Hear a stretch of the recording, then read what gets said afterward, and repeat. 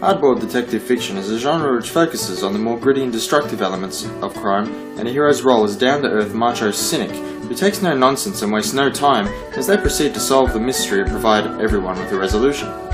It's generally held that this role is what makes the genre what it is. Something cannot be hardboiled and gritty without a primary antagonist which reflects these exact qualities, in congruence with the settings of rainy night, unlit alleyways and criminals galore. As Scaggs stated in his 2005 piece, The Hardboiled Mode, he's intelligent but resorts to physical violence and coercion to achieve his goals. Scaggs also argues that this kind of protagonist, the hard-boiled cynical detective, cannot ever hope to achieve more than small, local, temporary victories in a corrupt world, irrespective of their personal motivations, be it a personal code of honour, selfishness, pride, or whatever else. The corruption of the world is too much for one private eye to make an important or long-term difference. Raymond Chandler's private eye Philip Marlowe, the hero or knight of his novel The Big Sleep, can, in the correct lighting, be portrayed as one such example of this argument. He meets all the criteria: cynical, wisecracking, ironic, tough, violent when the time calls for it, and he solved the case, or cases rather, on which the novel was centered. Despite having solved the initial case, and getting the payday, it can't truly be said that there is any more victory than just that. The satisfaction of Marlowe himself of having solved the mystery and getting paid. The corruption of society for which the hardboiled genre is noted has all but defeated Marlowe's supposed strict sense of honour and justice in its own way.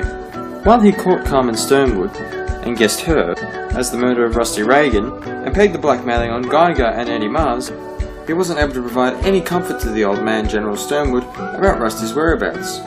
Nor was he able to shut down the back alley pornography lending business being operated in the middle of the city. Not to mention that what began as a simple one-man investigation ended up resulting in the deaths of several people who, in the grand scheme of things, were at best remotely connected with Marlowe's original purpose. The closing of the novel sees Marlowe alone in a bar with a double scotch thinking miserably about Mona Mars, the only woman in the novel who seemed to make a lasting impression on a man clearly alone who makes up for it with wit and a gritty exterior. Easily rejecting the advances of both Carmen and Vivian Sternwood, Marlowe is seen as unable to take his mind off the woman that didn't try to seduce him, who was, in fact, a mystery even to him. And that is his ultimate defeat. He remains helpless in the case of the well-earned satisfaction of another good, honourable man, unable to remove the cancerous corruption he so desperately fights against, and, in the course of it all, remains bitter, sorrowful, and alone. The same argument can be directed at the protagonist of Dorothy Porter's The Monkey's Mask, Jill Fitzpatrick.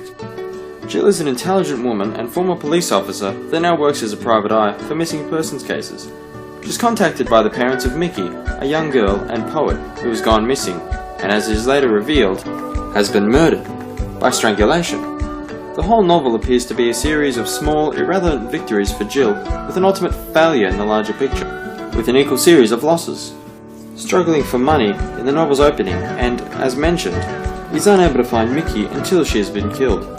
During the whole course of the investigation, Jill is completely sidetracked by her affair with Diana, a married woman and Mickey's former teacher of poetry.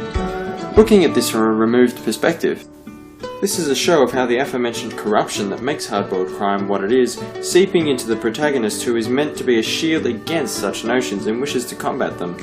She is sucked into an immoral affair which near dominates her life completely. This is a parallel to Mickey, who, as it's later revealed, was very sexually active, with various older poets, and hinted that it was erotic asphyxiation during sex in such a circumstance that killed her. Ultimately, Jill is unable to conclude, or rather prove, what happened to Mickey, and she is simply to become another unsolved case. Furthermore, she is seduced and distracted by Diana, the femme fatale, who slowly erodes at her dignity and senses of justice and morality, eventually leaving her like Marlowe, back where she started, alone, and losing a war on corruption. These two novels show us that hardboiled fiction is not truly about just the gritty nature of things, rather it is about the absolution and omnipotence of corruption, how it can seep its way into the lives of everyone and rob them of any relevant victories for the good of man. Rather it leaves them alone and wallowing in failure, enjoying only a few moments at a time until it eventually destroys them.